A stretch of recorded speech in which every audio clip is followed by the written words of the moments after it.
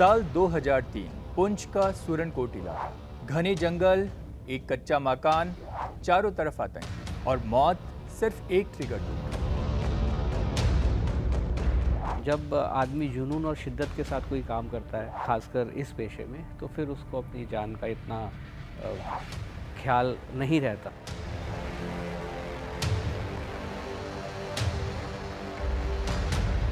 कुछ कश्मीरी भी थे जिन्होंने बंदूक नहीं उठाई, फिर भी आतंकवाद के खिलाफ सबसे बड़ी लड़ाई लड़ी। अपनी जान को जोखिम में डालकर उन्होंने भारतीय सेना के पास कुछ ऐसी जानकारियां पहुंचाई जिससे कई बड़े ऑपरेशन सफल हो पाए। गुलाम हसन मुखबिर कहानी का एक किरदार है।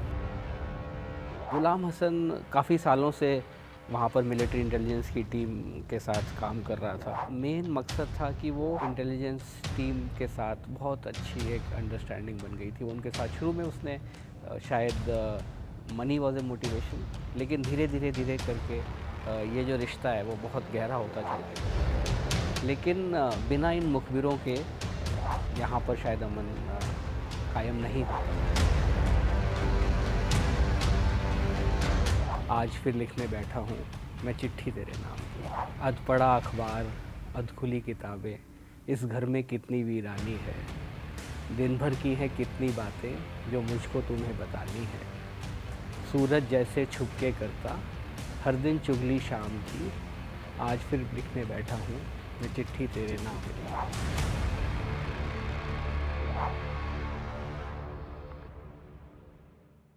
साल 2003 पुंछ का सूरनकोट इलाका, घने जंगल, एक कच्चा मकान, चारों तरफ आतंकी और मौत सिर्फ एक ट्रिगर दूर। उसी अंधेरे में कुछ कश्मीरी भी थे जिन्होंने बंदूक नहीं उठाई, फिर भी आतंकवाद के खिलाफ सबसे बड़ी लड़ाई लड़ी। अपनी जान को जोखिम में डालकर उन्होंने भारतीय सेना के पास कुछ ऐसी जानकारियां पहुंचाई जिससे कई बड़े ऑपरेशन सफल हो पाए। ब्रिगेडियर सुशील तंवर की किताब मुखबिर और अमन के फरिश्ते उन्हीं गुमनाम नायकों की सच्ची कहानियां हैं। नमस्कार, मेरा नाम है ध्रुव मिश्रा और आज हमारे साथ स्टूडियो में हैं brigadier Sushil Tanwar. Sir, welcome to the podcast. Thank you so much. Sir, जब मैं आपकी ये दोनों किताबें पढ़ रहा था, मुखबिर और अमन के फरिश्ते, तो मेरे जहन में एक सवाल आया कि अब्दुल हमीद, जो कि 19-20 साल का एक लड़का था, और गुलाम हसन, इन दोनों के मन में वो क्या जज्बा था, कि क्या मजबूरी थी कि इन्होंने आतंकवाद के खिलाफ खड़े हुए, और वो किस्सा क्या था? अपनी जान को जोखिम में डाल दिया था इन लोगों ने। देखिए, आपने दो अलग अलग किरदारों की बात की है। बिल्कुल कॉन्ट्रास्ट किरदार है। एक अब्दुल हमीद है जो कि अमन के फरिश्ते में है और बड़ा यंग लड़का था। ये कहानी असली कहानी है अब्दुल हमीद के लिहाज से, और इस किताब में इस बात का पूरा ब्यौरा है कि किस तरीके से आतंकवादियों के ख़िलाफ़ आवाज़ उठाने का जो उन्होंने निर्णय लिया था अपने बाकी साथियों के साथ, वो इसलिए लिया था क्योंकि एक ऐसा वक्त आया जब उस गांव में लश्कर के आतंकवादियों ने अत्याचार करना शुरू कर दिया, अलग अलग तरह की जातियाँ की, और उनसे परेशान होकर उन्होंने ये निर्णय लिया कि हम आतंकवाद के ख़िलाफ़ आवाज़ उठाएंगे। उसी वक्त उनकी ज़िंदगी में कैप्टन आशीष चौहान आया और किस तरीके से उन्होंने आपस में मिलकर इस मुहिम को अंजाम दिया, ये कहानी अमन के फरिश्ते की है। तो इसमें जहाँ तक आपने मोटिवेशन की बात की है, अब्दुल हमीद का जहाँ तक सवाल है, उसका मोटिवेशन इज़ वेरी क्लियर कि उसे पसंद नहीं था किस तरीके से जो पाकिस्तानी आतंकवादी जिहाद के नाम पर जम्मू कश्मीर में आए थे, वो किस तरीके से वहीं के लोगों पर अलग अलग तरह की जातियाँ कर रहे थे। और जब ऐसा होता है, इन हालात में अगर उनको कोई सही मार्गदर्शक मिल जाए, कोई सही प्लानर मिल जाए, तो सारी जो पूरा मसला है वो हल हो सकता है। उनकी जो नीड्स हैं, उनकी जो रिक्वायरमेंट्स हैं, उनके जो ख्यालात हैं, उनको चैनलाइज़ करने के लिए उस वक्त कैप्टन आशीष चौहान इस कहानी में मौजूद था। जहाँ तक गुलाम हसन का सवाल है, गुलाम हसन मुखबिर कहानी का एक किरदार है, उनमें से एक कहानियों में एक किरदार है। और गुलाम हसन काफ़ी सालों से वहाँ पर मिलिट्री इंटेलिजेंस की टीम के साथ काम कर रहा था। इंटेलिजेंस में हम अक्सर कहते हैं कि लोग इसलिए काम करते हैं ताकि उनको ज़रूरतें पूरी हों, ताकि उनकी internal requirements, psychological requirements, material requirements ये पूरी हों। तो इसमें एक जो लोग इंटेलिजेंस के पेशे से वाकिफ़ हैं, उनके हिसाब से ये इंसेंटिव कुछ भी हो सकता है। ये मॉनेटरी हो सकता है, आइडियोलॉजिकल हो सकता है, ईगोइस्टिक हो सकता है। तो गुलाम हसन का मेन मकसद था कि वो कई सालों के दौरान उसकी इंटेलिजेंस टीम के साथ बहुत अच्छी एक अंडरस्टैंडिंग बन गई थी। वो उनके साथ शुरू में उसने शायद मनी वॉज ए मोटिवेशन, लेकिन धीरे धीरे धीरे करके ये जो रिश्ता है वो बहुत गहरा होता चला गया। और इस कहानी में भी उसी तरीके से, उसी जुनून के साथ उसने काम किया। और दोनों ही किरदारों का जो अंत है वो थोड़ा दर्दनाक है, वो अलग बात है कि इस पेशे में खतरा है।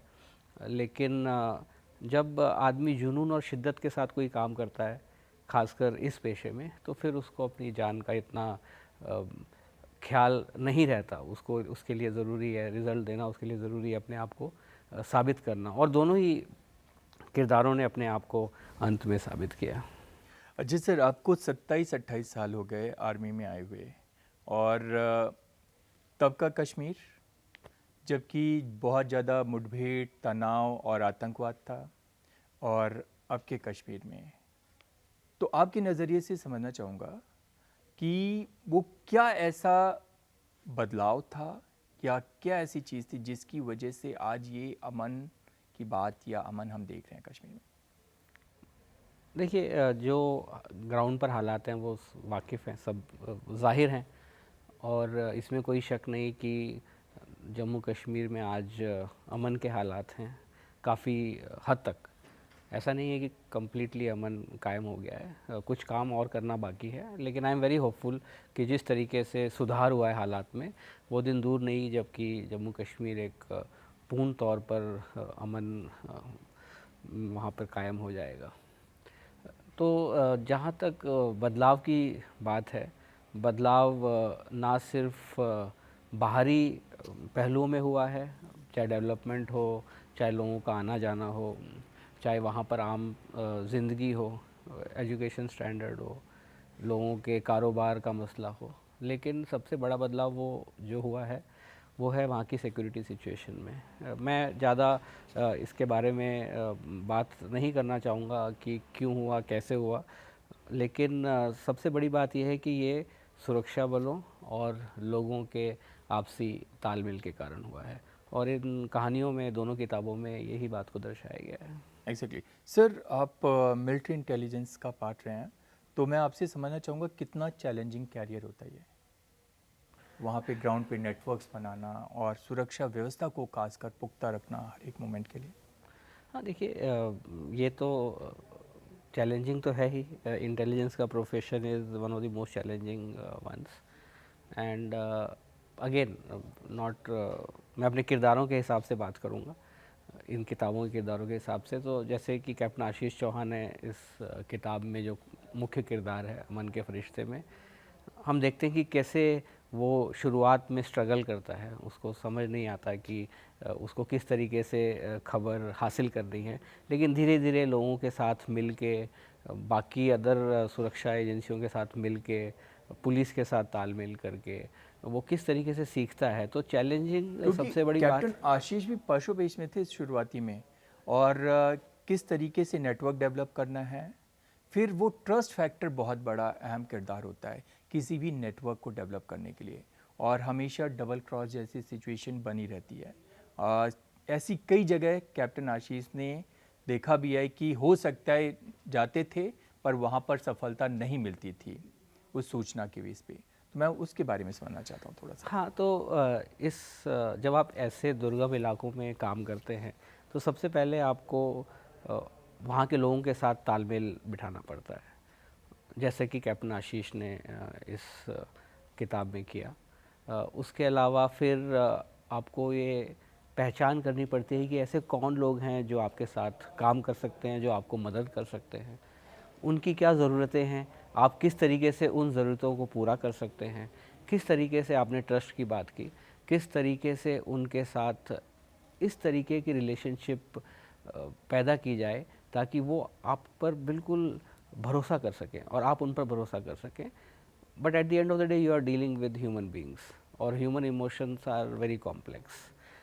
सो इसीलिए आपको ये भी पता होना चाहिए कि किस दौरान आपको किस तरीके से रिएक्शन आएगा, कैसे आपको बात करनी है, कैसे आपको मिलना है, कौन से इलाके हैं जहाँ पर आपको जाना है, कौन से इलाके हैं जहाँ आपको नहीं जाना, क्या एहतियात बरतनी है। तो ये सब छोटी छोटी चीज़ें होती हैं and intelligence professionals they are trained for it and they should do it the way they are train.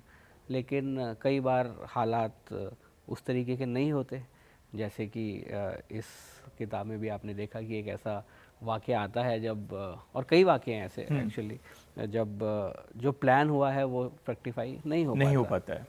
तो इंटेलिजेंस सबसे ज़रूरी चीज़ है ऐसे ऑपरेशंस में, किसी भी मिलिट्री ऑपरेशंस में। और इंटेलिजेंस एजेंसीज ने I think they have done a wonderful job as far as JNK and other parts of the country is concern. एक बात कहते हैं कि बिना लोकल सपोर्ट के ना कोई भी चीज़ मुहिम सक्सेसफुल नहीं होती है। तो अगर आतंकवाद को भी कश्मीर में जिंदा रहना है तो लोकल सपोर्ट चाहिए था उनको। पर आज हम देखते हैं कि आतंकवाद कम हो रहा है, उनके नेटवर्क टूट रहे हैं। तो मैं आपके नज़रिए से समझना चाहूँगा कि जो कश्मीरी अलगाववाद के लिए एक समय पे डिमांड करते थे वो कम हो गई, वो भावनाएं ख़त्म हो गई हैं। हाँ, ये तो ज़ाहिर सी बात है, भावनाएं कम हो गई हैं, ख़त्म तो नहीं बोलूँगा हुई हैं, लेकिन there is a change, there is a positive change. And again मैं वापस आपको जो है किताबों की तरफ लेके जाऊँगा कि यही पहलू मैंने दर्शाने की कोशिश की है कि क्यों ये कम हुआ, क्यों आज आम इंसान अमन चाहता है, आम इंसान अपनी ज़िंदगी को चैन से बसर करना चाहता है, आम इंसान को ये भरोसा है कि वहाँ पर हालात अच्छे हो गए हैं। और जब लोग जाते हैं तो खुद ही बताते हैं। ज़ाहिर बात तौर पर एक ऐसा तबका है जिसके इंटरेस्ट में है कि यहाँ पर गड़बड़ रहे, यहाँ पर कुछ ना कुछ परेशानी रहे, लेकिन वो तबका धीरे धीरे कम हो रहा है और मुझे उम्मीद है कि अगर हम सही ढंग से काम करते रहे तो वो और भी कम हो जाएगा और एक ना एक दिन बिल्कुल ख़त्म हो जाएगा। दोनों किताब की टाइटल्स पे बात करते हैं, मुखबिर और अमन के फरिश्ते। अब मुखबिर शब्द सुनते ही ना तो मुझे इन्फॉर्मर याद आता है बेसिकली। और मतलब कोई ऐसी सूचना, गद्दार भी कहते हैं लोग उसको, मुखबिर को कुछ लैंग्वेज में। तो मैं आपके नज़रिए से इन दोनों टाइटल्स के पीछे की कहानी समझना चाहूँगा। एक का नाम मुखबिर रखा आपने, दूसरे का अमन के फरिश्ते। मोर और लेस वो कश्मीर और आतंकवाद के इर्द गिर्द घूमती हुई कहानियाँ उसमें।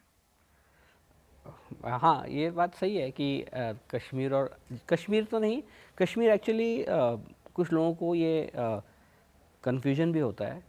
जो अमन के फरिश्ते वो कहानी सुरनकोट जो कि जम्मू प्रांत में है उसकी कहानी, और कश्मीर से थोड़ा जुदा है, जम्मू कश्मीर का हिस्सा है, लेकिन आम तौर पर पिछले कई सालों से हमारा सारा ध्यान केंद्रित रहा है कश्मीर वादी पर।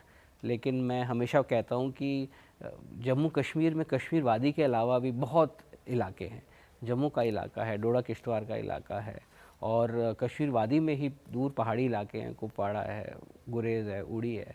लेकिन हम सबको सिर्फ एक कश्मीरी के सांचे में ढाल देते हैं, जो कि शायद इतना सही नहीं है।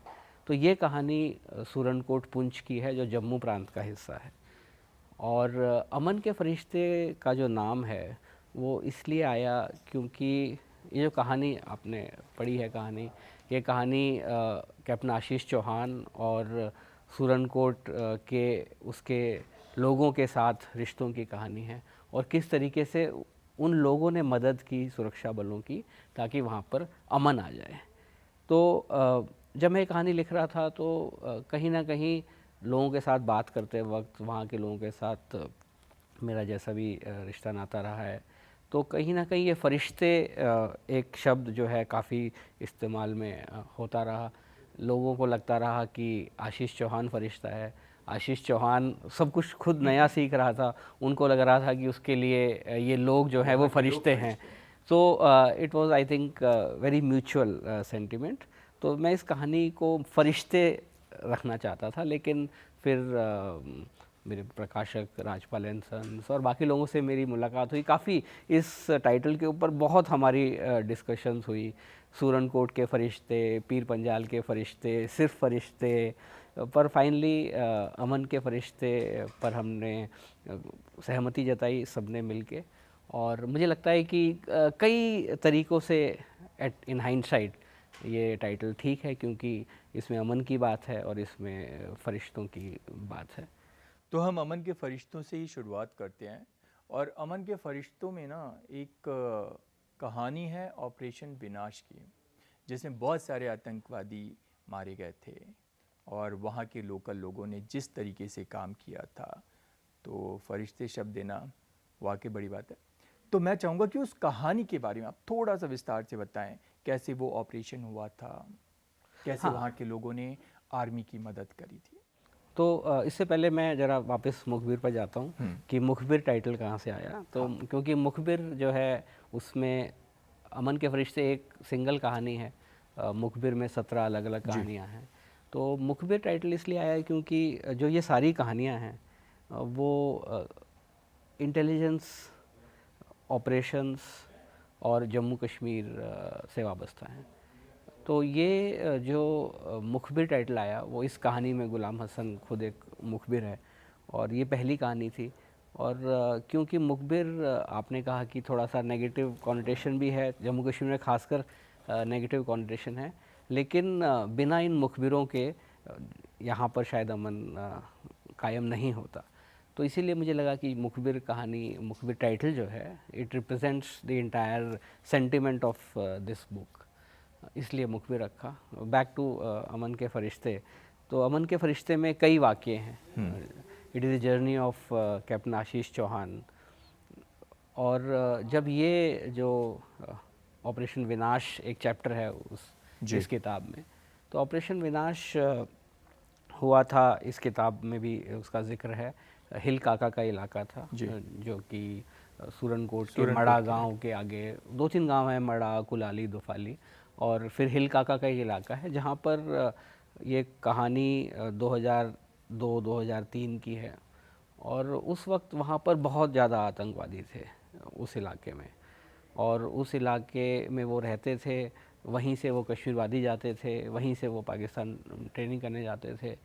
तो जो ये इतना बड़ा इलाका था, वहाँ पर तकरीबन फ़ौज भी कम जाती थी, और जब जाती थी तब पक्का इनकाउंटर होता था। तो इस इलाके की अहमियत के कारण, इस इलाके में ख़राब हालात के कारण कैप्टन आशीष चौहान और उसके जो ये साथी थे, जो उसी कुलाली मड़ा गांव के थे, वो उन्होंने एक विस्तार से प्लान बनाया कि किस तरीके से हम उस इलाके को हमेशा से साफ़ कर सकते हैं। तो आमतौर पर ये होता है कि इन इलाकों में हम आतंकवादियों को ख़त्म करना चाहते हैं, लेकिन इस ऑपरेशन का मकसद था आतंकवाद को ख़त्म करना। आतंकवादी तो ख़त्म हुए ही, लेकिन इसके साथ साथ आतंकवाद भी ख़त्म हुआ उस इलाके से।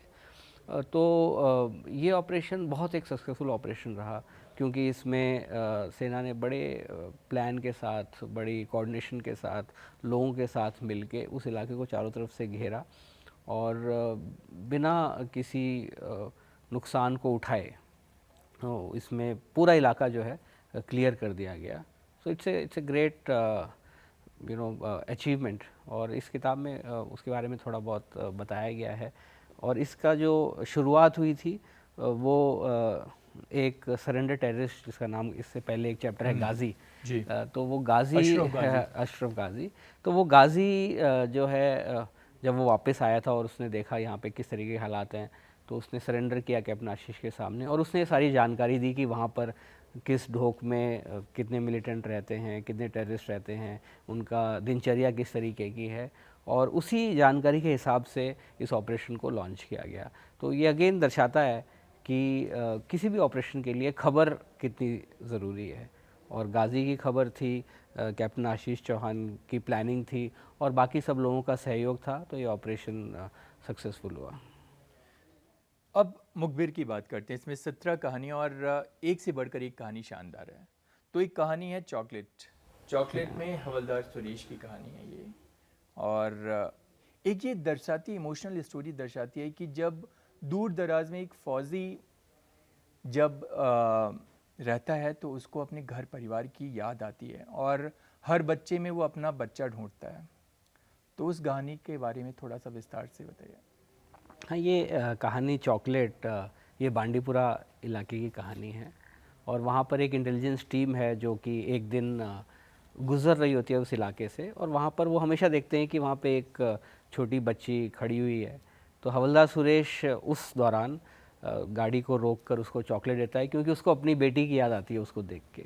लेकिन वहाँ पर कुछ उस टाइम ऐसे शरारती तत्व होते हैं जो इस कार्य से सहमत नहीं है। वो देखते हैं कि इसने क्या किया है और वो पूरे इवेंट को मैनिपुलेट करके प्रोटेस्ट करते हैं, पत्थरबाजी होती है। और एक ज़माना था जब वहाँ पर पत्थरबाजी काफ़ी आम थी, अभी आजकल नहीं है।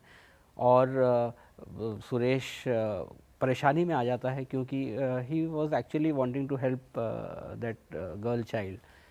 तो ये कहानी ये बताती है कि at the end of the day we are all human beings, हमारे इंसानी जज्बात हैं और कभी कभार इन इलाकों में उन इंसानी जज्बातों की उतनी कदर नहीं रहती जितनी की होनी चाहिए। और जब वो छुट्टी जाता है इस कहानी में, इस पूरे दर्दनाक एपिसोड के बाद, तो वो जब जाता है अपने घर तो एक दिन रेड लाइट पर वो होता है और वो किसी एक बेटी या एक छोटी बच्ची आती है तो उसको देने ही वाला होता है चॉकलेट की, उसको बांडीपुरा का वाक़या याद आता है और वो अपनी गाड़ी को बंद करके चला जाता है।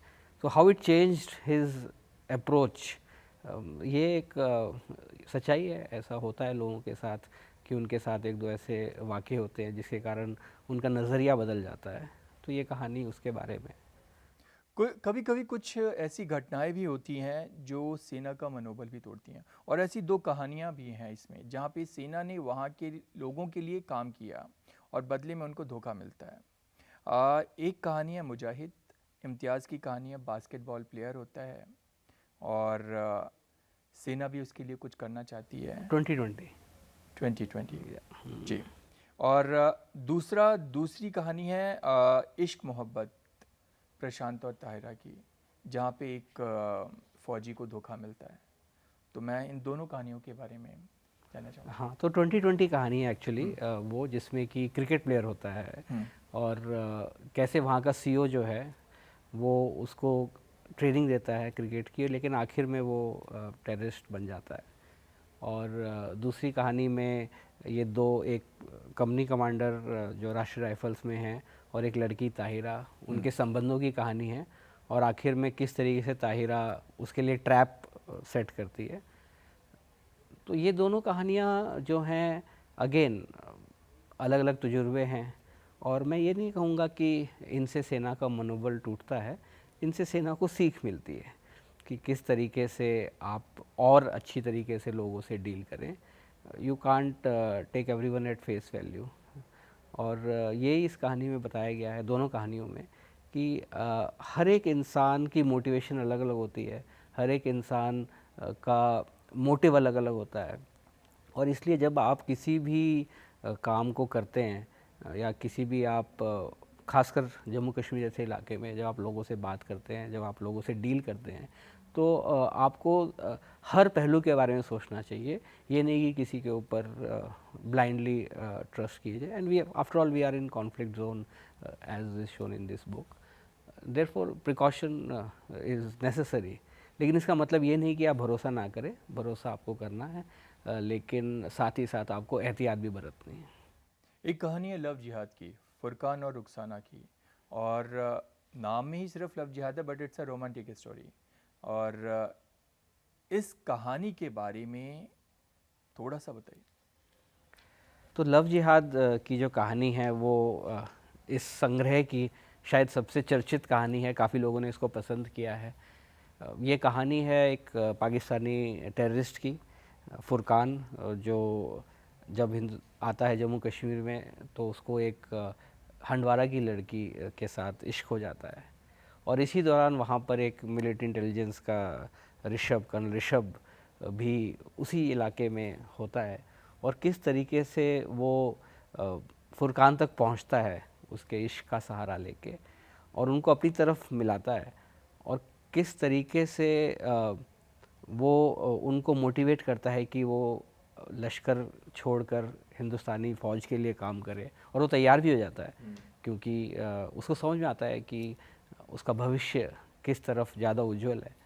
और it is a very complex story. It's a story of love, it's a story of courage, it's a story of trust, but above all I think it's a story which shows the complexity of Jammu and Kashmir.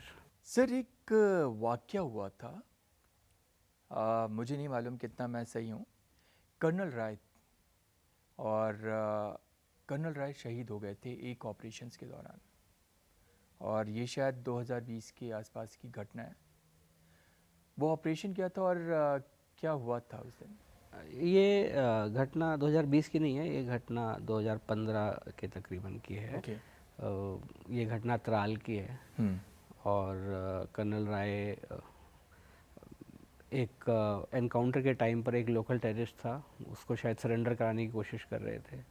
उसके घर के बाहर खड़े होके उसके पिताजी से बात कर रहे थे। कर्नल राय काफ़ी मशहूर थे अपने इलाके में, काफ़ी humane side of the entire operations was reflected in whatever he did, और काफ़ी संजीदा, काफ़ी दिलेर, लेकिन साथ ही साथ बहुत अच्छे इंसान भी थे। लेकिन उस दिन जब वो उसको सरेंडर कराने की कोशिश कर रहे थे, तो वो पासा उनका सही नहीं पटा और उनके ऊपर फायर आया और उनकी डेथ हो गई। इसी कहानी में इन कहानियों में एक कर्नल राय नाम का भी कैरेक्टर है जी। उनकी याद में मैंने उसका नाम कर्नल राय रखा है। But again as you are mentioning earlier, ये सब दर्शाता है कि किस तरीके से आपको हर कदम पर एहतियात बरतनी है, हर कदम पर जोखिम उठाना है, लोगों को साथ में लेके चलना है, लेकिन साथ ही साथ आपको ये भी यकीन करना है कि आपका कोई दाव उल्टा ना पड़े। अब ब्रिगेडियर तंवर के यंग रूप से मिलना चाहेंगे कि जो जवानी के जोश में कुछ भी करने के लिए आतुर, मतलब फ़ौज में जब आदमी आता है ना, तो इसमें एक अलग ही जोश होता है, कुछ भी कर गुजरने की क्षमता होती है। फिर धीरे धीरे आदमी में मैच्योरिटी आती है कि यार वो नहीं, ये धर्रा भी किया जा सकता है।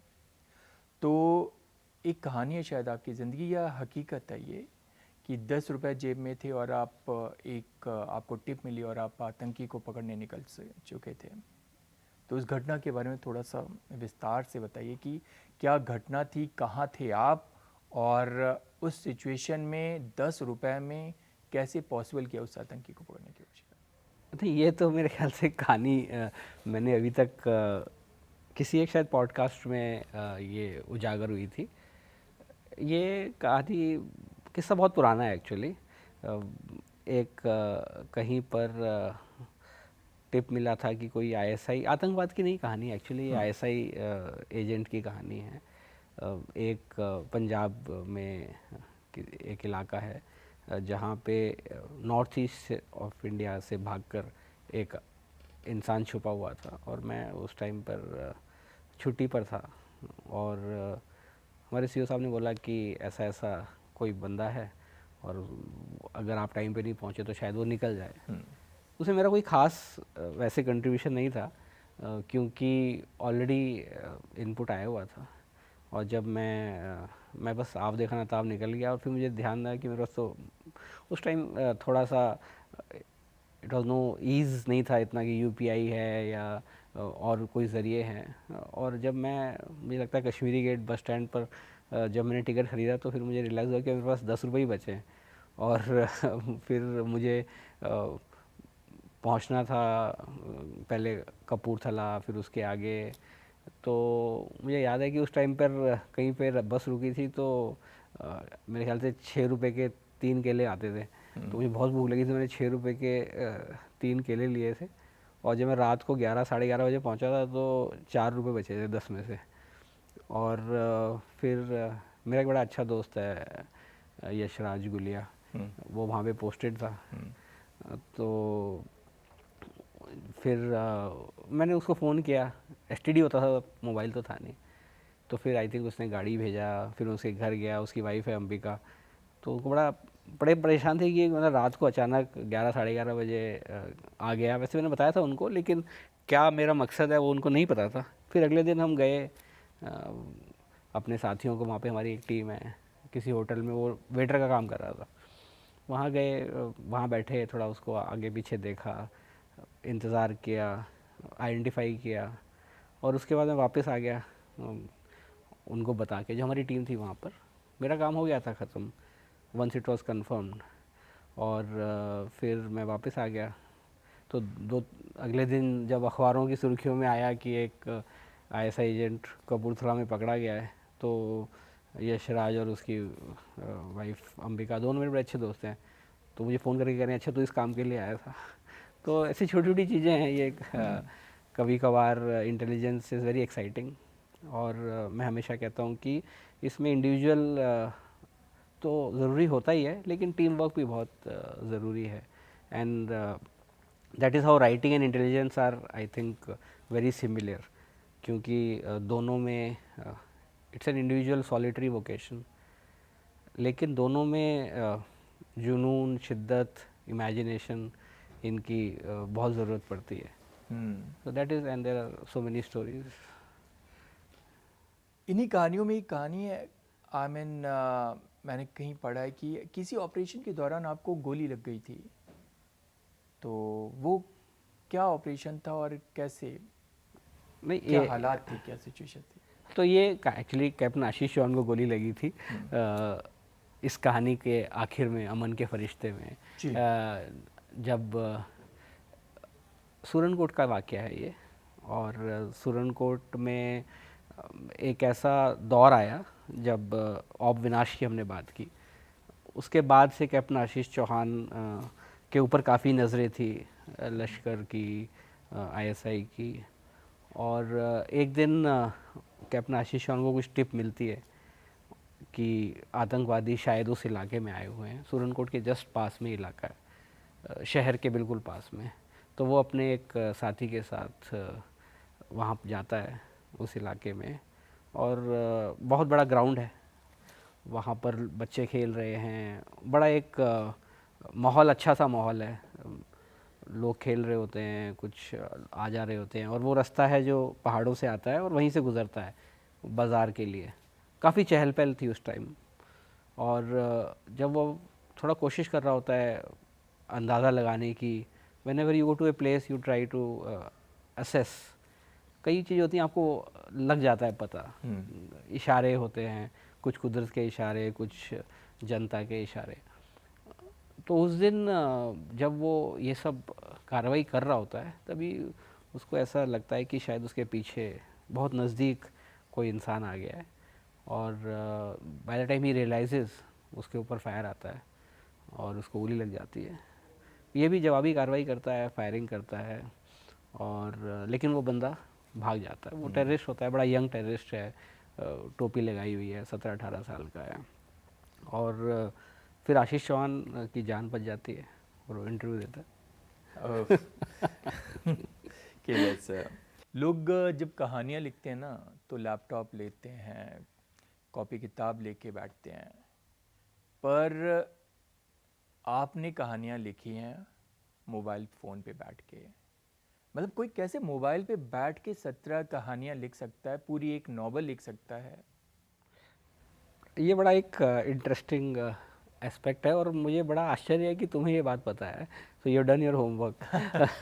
तो एक्चुअली क्या होता था कि मैं ज़्यादातर लैपटॉप इस्तेमाल करता हूँ, लेकिन दफ्तर में इस्तेमाल करता हूँ, और हम लोग इधर से उधर आते जाते रहते हैं, लोगों से मिलते हैं, बात करते हैं।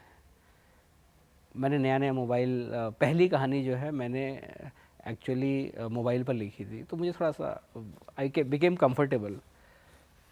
फिर ऐसा हमारा रूटीन थोड़ा बिज़ी होता है, जैसे हम बात कर रहे थे पहले कि रूटीन बिज़ी है, आप सिर्फ लिखना नहीं चाहते क्योंकि बाकी काम आर ऑल्सो प्रायोरिटी। तो फिर मुझे जहाँ भी मौका मिलता था मैं कुछ ना कुछ नोट्स टू माई सेल्फ बना लेता था। और लैपटॉप खोलना फिर लिखना या बहुत मुझे लगता था कि इसमें जो है शिफ्टिंग ऑफ प्रायोरिटीज़ होगा। तो इसलिए मैं कहीं भी बैठा होता था, थोड़ी थोड़ी देर में कुछ ना कुछ दिमाग में आता था। और क्या है कि ये सब कहानियाँ, ये सब हमारे तजुर्बे हैं, सामूहिक तजुर्बे हैं, कलेक्टिव एक्सपीरियंसेस हैं। तो आपको मोटा मोटा पता है कि कहानी किस तरफ लेके जाना है, कहानी में क्या हुआ था, बस आपको शब्दों में उनको पिरोने की कोशिश करनी है, मेहनत करनी है। तो इसलिए जैसे जैसे ख्याल आता था मैं जल्दी से मोबाइल पे लिख लेता था। और पूरी कहानी, पूरी किताब एक्चुअली मैंने मोबाइल पे लिखी है। ना सिर्फ मुखबिर पर अमन के फरिश्ते भी पूरी की पूरी जी। किताब मोबाइल पे लिखी गई है। तो अभी मेरे ख्याल से मैं थोड़ा इसमें सहज हो गया हूँ। I have become comfortable in writing on A mobile. तो शायद अगर कोई किताब लिखना चाहता है तो उसे लैपटॉप की ज़रूरत नहीं है, कहीं पे बैठे अपने मोबाइल फ़ोन पे टाइप करना शुरू करे।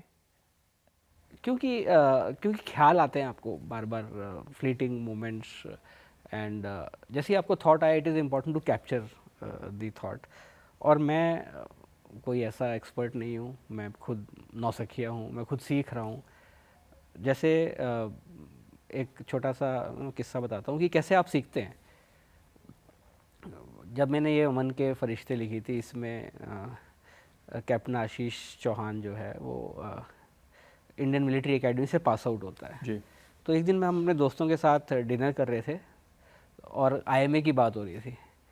तो जो मेरी दोस्त है उनकी बेटी है, उन्होंने पूछा कि ये आईएमए कहाँ है। हम्म। तो मैंने बताया देहरादून में है। लेकिन उसी टाइम मुझे ध्यान आया कि जब मैंने लिखा था कि अपने आशीष चौहान भारतीय सैन्य अकेडमी से पास आउट होकर पहुंचता है मेंढर नगरोटा, फिर मुझे याद आया कि मुझे पता है कि आईएमए देहरादून कहाँ में है? है, लेकिन there are so many people who don't know. फिर बिल्कुल। मैंने उसी टाइम पर चुपके से खाते खाते उसको चेंज किया कि देहरादून में। तो ऐसे कई, I think it is very handy to have a mobile. और इसको मैं बात होती है आजकल एआई की, एज कंप्यूटिंग की। तो मेरे लिए ये जो है एज कंप्यूटिंग है कि जैसे ही मुझे पता लगता है या दिमाग में कुछ ख्याल आता है तो मैं झट से उसको नोट कर लेता हूँ मोबाइल के ऊपर। तो कई बार लोगों को लगता है कि ये बहुत चैटिंग करता है या ये बहुत मोबाइल में रहता है, पता नहीं क्या बात है, लेकिन मैं एक्चुअली अपना काम ज़्यादातर मोबाइल पे ही करता हूँ। सर, जैसे हम बात कर रहे थे अभी, आपने बताया कि आप मोबाइल पर जब भी आपको मौका मिलता था आप अपनी भावनाएं उसमें व्यक्त करके लिख लेते थे। तो कोई ऐसा इंस्पायर जिसने इंस्पायर करा हो कि भाई आप बड़ा शानदार लिखते हैं और आपको ना अब अपनी किताब पब्लिश करना चाहिए, तो व्यक्ति कौन था और इसके पीछे की कहानी कैसे, आपके अंदर एक फौजी एक लेखक में कैसे बदला? हाँ, ये मैंने पहले भी इसके बारे में चर्चा की है। बड़ा कुदरती तौर पे हुआ ये। मेरा एक दोस्त है गौतम राजर्षि, बैचमेट है, लेखक है। और गौतम सर हमारे पॉडकास्ट हाँ, में भी वो आए थे। पॉडकास्ट में भी आया था। हाँ। तो उनके एक दोस्त हैं जिनका इंदौर में न्यूज़पेपर है प्रजातंत्र। हम्म। शायद उन्होंने उनको कहा होगा कि आप इंडिपेंडेंस डे पे कुछ लिखें। तो उसने मुझे बोल दिया कि तेरे पास तो बहुत कहानियाँ हैं तो तू कुछ लिख दे। मैं वैसे लिखता था, professional writing I used to do, पर ऐसे कुछ कहानी वानी कभी लिखी नहीं थी। तो मैं भी भूल गया और कि ठीक है लिख दूंगा, दोस्त है तो बोल दिया। लेकिन 10-11 अगस्त का टाइम है तो उसने बोला वो न्यूज़पेपर वाले मांग रहे हैं, आपने लिखा नहीं कुछ। तो फिर मैंने जैसे तैसे एक कहानी लिखी। तो किस्से तो हमारे पास होते ही हैं फौजियों के पास। हम क्या चाहते आज़ादी, हम क्या चाहते आज़ादी, ये इस किताब में भी है वो जी। कहानी। तो वो छोटा वर्जन था कि एक बच्चे की कहानी है बारामूला में जो इंडिपेंडेंस डे फंक्शन कैसे करता है। जब मैंने वो लिखी तो पसंद आई लोगों को। फिर वुमेंस डे था तो फिर न्यूज़पेपर वालों ने मुझे दोबारा बताया कि आप कुछ लिखें। तो फिर मैंने एक कहानी लिखी थी खूब लड़ी मर्दानी। वो तो हम्म। वो भी इसमें है, बट उसको मैंने जी। फिर बड़ा किया थोड़ा। हम्म। वो न्यूज़पेपर के हिसाब से लिखी थी, ये किताब के हिसाब से लिखी। तो जब मैंने 2-3 कहानियाँ लिख दी तो फिर मुझे लगा कि अब शायद मुझ में थोड़ी बहुत काबिलियत है, लोगों को पसंद आ रही थी। तो मैंने कहा कोशिश करते हैं। तो पहला श्रेय तो गौतम राजर्षि को ही जाता है कि उसने मुझे मजबूर किया पहली कहानी लिखने में, और उसके बाद लोगों का, दोस्तों का साथ मिला, उनको अच्छी लगी, and that is how the journey started. अगर आप मुझे 5 साल पहले किसी ने बोला होता कि आप 2 किताबें लिख चुके होंगे अगले 5 सालों में, तो मैं शायद उस बात पर कभी भरोसा नहीं करता, but I think it just had to happen. और अब आगे इन फ्यूचर हम आपकी कौन सी रचनाएं देख सकते हैं? कुछ देखिए, नॉवल ही ऐसी ऐसी है, उपन्यास होगा या फिर कुछ और? इन दोनों किताबों को काफ़ी सफलता मिली है, लोग पसंद भी कर रहे हैं, तो मेरे लिए बड़ा इनकरेजिंग है ये। तो मैं चाहता हूँ कि अब कुछ और लिखूँ, वैसे मैं लिख भी रहा हूँ। तो मेरे दिमाग में 2 प्रोजेक्ट हैं। एक कविता संग्रह है, अच्छा। जिसका नाम है एक स्टेशन दीवाना था। It's a love story of it's a collection of poems, but ये जो पोएम है इट इज़ ये एक ट्रेन और स्टेशन की प्रेम कहानी है। एक स्टेशन अच्छा। दीवाना था। तो मैं सोच रहा हूँ कि जब मेरे पास 100-125 कविताएं हो जाएंगी, तब कोशिश करूँगा कि इनका मैं संग्रह प्रकाशित करूँ। इस साल के आखिर तक कोशिश रहेगी। और एक दोबारा कहानियों का संग्रह है, जम्मू कश्मीर की कहानियाँ हैं। मैंने सोचा है कि मैं उसका टाइटल पेपर टाइगर रखेंगे। Publishers obviously I have to speak to them also. बाकी सब लोगों से पूछेंगे, दोस्तों से पूछेंगे कि ये सही है कि नहीं। तो 3-4 कहानियाँ मैं लिख चुका हूँ, कुछ और कहानियाँ लिखेंगे। दिमाग में, जैसे आपने पहले बोला कि एक मेरे दिमाग में है रूपरेखा कि कहानियाँ किस तरीके से होंगी, कैसे जाएंगी, कहाँ क्या मोड़ पे लेके आऊँगा उनको, लेकिन अब उनको शब्दों में पिरोया जाएगा मोबाइल के ज़रिए। And hopefully may be another year और 2 years अनदर बुक। एक स्टेशन दीवाना से बहुत इंटरेस्टिंग सा टॉपिक है। मैं समझता हूँ आपने कुछ कविताओं का संग्रह उसमें बना लिया होगा, तो चाहूँगा कि आप अगर उसमें से एक रिक्वेस्ट है, कोई भी एक कविता। हाँ, तो ये एक जो एक स्टेशन दीवाना से थोड़ी लंबी कविता है, कि ये बेसिकली एक देयर इज स्टेशन दीवाना उसका नाम है। एक्चुअली असल में भी एक स्टेशन है।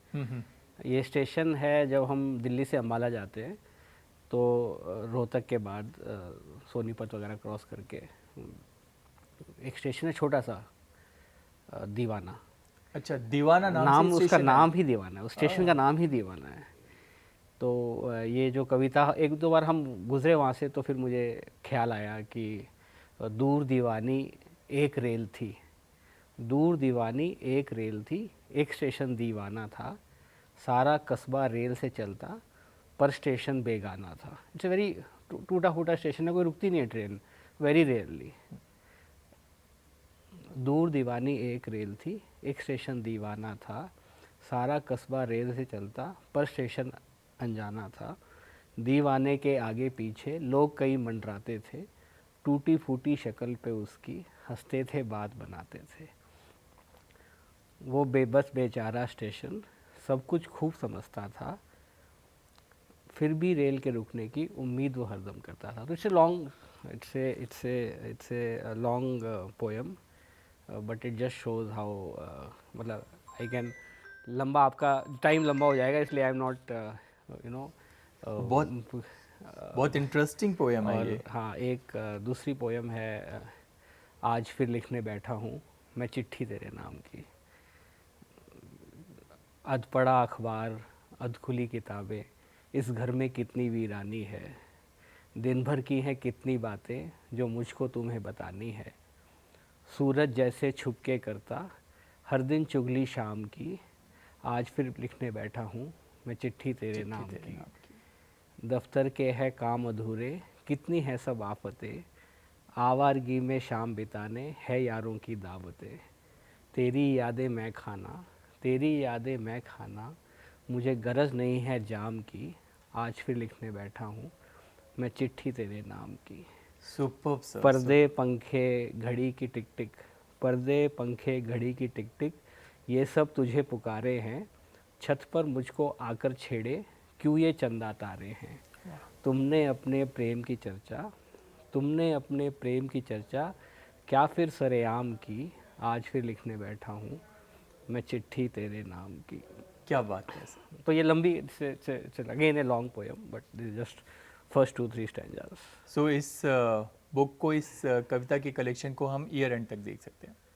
उम्मीद है, कोशिश है। बाकी प्रकाशक पर, फीडबैक पर और मेरे दोस्तों पर निर्भर करेगा। अच्छा, मुखबिर का कवर ना बहुत इंटरेस्टिंग है। तो अगर सबसे पहले किसी भी बुक का जो कवर होता है ना, आई कैचिंग होना चाहिए। तो जब मैंने ये कवर देखा, ये बुक देखी, तो इसके पीछे की कहानी के बारे में मैं थोड़ा सा ढूंढने लगा। तो आप इस कहानी को बताएंगे? तो ये जो कवर है, ये अगेन मेरे एक जूनियर है, इंटेलिजेंस में ही है, नीरज रौतेला। वो बहुत अच्छा फ़ोटोग्राफ़र है, हमारी यूनिट में था और वो जहाँ जाता है बहुत अच्छी अच्छी फ़ोटो खींचता है। तो जब मैं मुखबिर, नाम तो क्लियर था कि मुखबिर रखना है, एक और टाइटल था मुजाहिद जो हमने सोचा था, लेकिन फाइनली हमने मुखबिर डिसाइड किया। तो फिर जब हम कवर की बात कर रहे थे तो फिर मैंने पूछा कि कहीं से कुछ फ़ोटोग्राफ मिले, तो Neeraj gave me this photograph. ये फ़ोटोग्राफ पट्टन की है। जब हम श्रीनगर से बारामूला जाते हैं तो एक पट्टन नाम का इलाका आता है, तो वहाँ पर उसने ये फ़ोटोग्राफ खींची थी। और ये फ़ोटोग्राफ जो है पूरी तरह से कश्मीर को दर्शाती है। इसमें मिस्टीक है, इसमें ब्यूटी है और इसमें इसेंस है इस किताब का। आप देखेंगे इस इंसान को, मुखबिर है तो पीछे से उसका shot is not showing his face. इसमें कांगड़ी है जहाँ सब लोग इस्तेमाल करते हैं, इसमें फिरन है, इसमें थोड़ी बहुत बर्फ़ भी दिखाई दे रही है। तो ये मेरे ख्याल से वेरी परफेक्ट फ़ोटोग्राफ है और मैं हमेशा नीरज को बोलता हूँ कि इस किताब का आधा श्रेय जो है वो नीरज रौतेला को है, क्योंकि इतनी अच्छी फ़ोटोग्राफ उसने ली है। लिटरली सर, जब कश्मीर में पोस्टिंग की बात होती है ना, तो बहुत चैलेंजिंग एरिया है कश्मीर, और ऐसे में स्ट्रेस होना बहुत स्वाभाविक है। तो आर्मी खुद को कैसे मोटिवेट करती है उस सिचुएशन में? देखिए, आर्मी का एक अपना तरीका है। स्ट्रेस है ऑब्वियसली, काम का स्ट्रेस है, परिवार से दूर रहने का स्ट्रेस है, वहाँ के हालात का स्ट्रेस है, ज्योग्राफिकल स्ट्रेस है, हाँ ज्योग्राफिकल स्ट्रेस है, इमोशनल स्ट्रेस है। लेकिन हमारी ग्रूमिंग, हमारी ट्रेनिंग, हमारी आपस कैमराडरी जिसको हम बोलते हैं, आपस के रिश्ते, आपस के तालमेल, ये मेरे ख्याल से हमें हेल्प करते हैं to overcome that stress. And मैंने बात की पैशन की, जुनून की, शिद्दत की। जब आप किसी काम को जुनून के साथ करते हैं, आपको मज़ा आता है उस काम को करने में, आपका सेंस ऑफ एग्जिस्टेंस जो है, there is a sense of motivation. आपको पता है कि जो आप काम कर रहे हैं वो कितना ज़रूरी है। इसके अलावा एक सेना की छवि है, एक सेना का कल्चर है। तो मेरे ख्याल से ये बहुत सारी बातें हैं, there are lot of intangibles and these intangibles help us. और इतने साल हो गए, मैं काफ़ी जगह गया हूँ, भारत के बाहर भी दूसरे लोगों से इंटरेक्ट किया है, लेकिन जिस तरीके से भारतीय सेना ने ना सिर्फ जम्मू कश्मीर बल्कि even north east India, Punjab की बात कर रहे हैं, और regularly line of control, line of actual control, किसी भी इलाके में, हम सूडान में गए थे और यूएन में जब भी जाते हैं तो हिंदुस्तानी सेना के पास इतना तजुर्बा है, हमारा इमोशनल कोशेंट इतना हाई है, हमारे जवानों का सेंस ऑफ मोटिवेशन इतना स्ट्रॉन्ग है, हमारे ऑफिसर्स की लीडरशिप इतनी qualities, there so much, I mean there so much to learn. Of course it is difficult, it is challenging, but ये हमारा ऑर्गेनाइजेशनल कल्चर है जो हमें हेल्प करता है इस स्ट्रेस को ओवरकम करने के लिए। मुखबिर की 17 कहानियों में से कोई एक ऐसी कहानी जो आपके दिल के बहुत करीब हो इमोशनली? एक्चुअली ये सवाल ना बहुत मुश्किल सवाल है, और अब तो आपको पता है कि क्योंकि सारी कहानियाँ हैं, मेरे लिए तो बहुत मुश्किल है, बहुत मुश्किल है। और अभी मैं आ रहा था जब यहाँ पर आपके पास, तो मैं ऐसे ही किसी अपने दोस्त को बता रहा था कि मैं आपके पास आ रहा हूँ और रिकॉर्डिंग है, बुक्स पर चर्चा होगी। तो वो ये कह रहे थे कि यार वही तो तुम बोलोगे कि ये जम्मू कश्मीर की कहानी है, ये अवाम की कहानी है, ये सेना की कहानी है, और तुमसे वही पूछेंगे तो हर बार तुम जो है अलग अलग कहानी बताते हो कि मेरी प्रिय कहानी। तो मुझे याद है कि मैंने एक बार बताया था कि मुखबिर इज़ माय फेवरेट स्टोरी। एक बार मैंने लव जिहाद बताया था, क्योंकि मेरे लिए बड़ा मुश्किल है कि ये कहना कि ये कहानी, एक बार मैंने इसमें एक वुमेन ऑफिसर की कहानी है, ये मंजिल नहीं आसान, उस टाइम पर नए नए आर्मी में वुमेन ऑफिसर्स आए थे, तो वो भी मेरे लिए बड़ी मुझे बहुत अच्छी लगती है वो कहानी।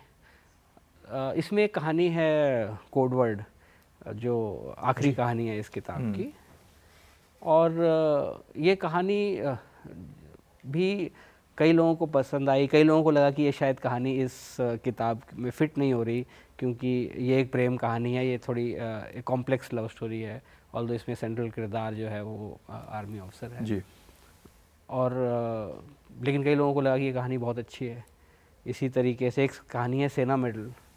सेना मेडल जब मैंने लिखी थी तो मैंने मैं I have a group of friends जिनको मैं बताता हूँ कि मैंने ये कहानी लिखी है, आप देखो, क्योंकि मैं थोड़ा अभी सीख रहा हूँ, मैंने आपको बताया, थोड़ा इनसिक्योरिटी भी है कि क्या मैंने ठीक लिखा है, क्या लोगों को अच्छा लगेगा।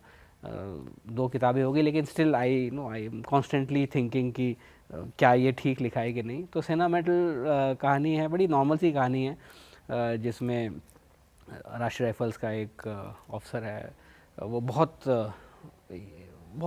कोशिश कर रहा है कि किस तरीके से वो टेररिस्ट को मार दे, और आखिर उसको सेना मेडल मिलता है।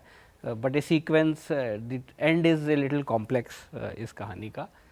तो जब मैंने लिखी थी तो मुझे किसी ने बोला कि ये कहानी ऐसी नॉर्मल सी है, सब कुछ वही है, लेकिन to my surprise lot of people liked that story.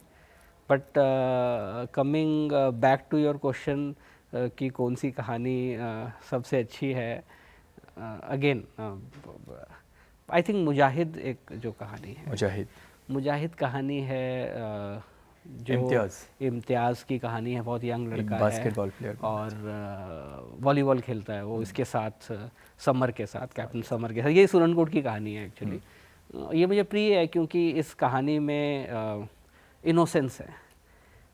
दोनों बहुत ही यंग हैं, ऑफिसर बहुत यंग है कैप्टन समर, इम्तियाज़ गरीब है लेकिन यंग है, और किस तरीके से कैप्टन समर इम्तियाज़ को ट्रेनिंग के लिए पाकिस्तान भेजता है, पेनिट्रेशन ऑपरेशंस करता है, और अंत में वो ऑपरेशन उस तरीके से नहीं हो पाता जैसा कि उसने सोचा था, और it ends with A guilt. Captain summer बहुत गिल्टी फील करता है कि शायद उसको इम्तियाज़ के साथ ऐसा नहीं करना चाहिए था। तो I like that story as well. अभी आप बात कर रहे थे ये मंजिल नहीं आसान की कहानी की, और वहाँ पे Swati I think women commission officer थी, तो मैं समझना चाहता हूँ कि कितना चैलेंजिंग होता है महिलाओं का आर्मी में आना और ख़ुद को उस सिचुएशन में ढालना। चैलेंजिंग तो है, देखिए सालों तक, सदियों तक हम ये कहते रहे कि the profession of arms is a male dominated profession.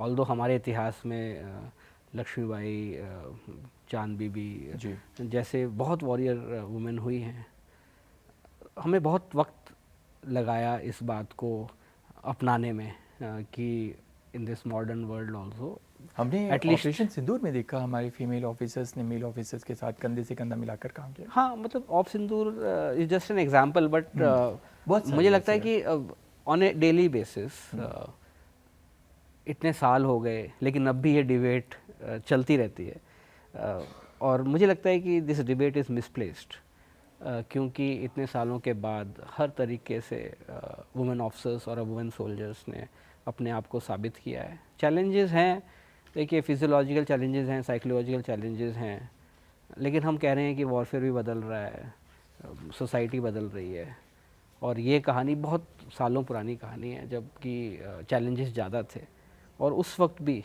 जैसे कि कैप्टन स्वाति की कहानी है, किस तरीके से हर बाधा को पार करके, हर मुश्किल को पार करके, मैं बहुत सारे वुमेन ऑफिसर्स को जानता हूँ, you know every time they are trying to prove themselves, every time, every single day.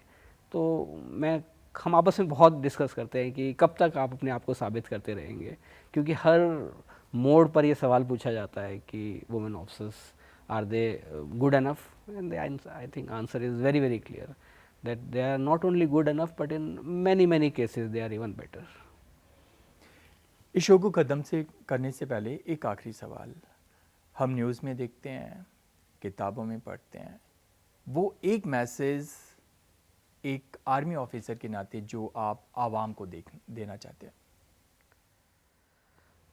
बहुत देश और ये संसार बहुत सारे चैलेंजेस से गुजर रहा है. I think if there was one thing it would be कि we have to be good citizens. I think we have to be worthy citizens. अगर इस देश का, इस समाज का हर इंसान अच्छा इंसान बनने की कोशिश करे तो मेरे ख्याल से ये जगह बहुत खूबसूरत होगी. और रोज़ हम देखते हैं, और ये हमारी खुद की भी कोशिश है. ऐसा नहीं कि मैं प्रीच कर रहा हूँ, मैं खुद भी ये कोशिश करता हूँ. और मेरे ख्याल से सबको हमें ये कोशिश करनी चाहिए कि हम अच्छा इंसान बने, हम अच्छा सिटीज़न बने.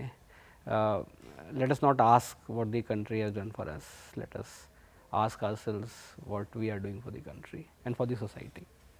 Thank you sir, thank you हमारे पॉडकास्ट में आने के लिए और Thank you so much. भारतीय सेना का और अपना एक्सपीरियंस हमारे साथ शेयर करने के लिए. Thank you sir. Thank you, I really enjoyed. Thank you.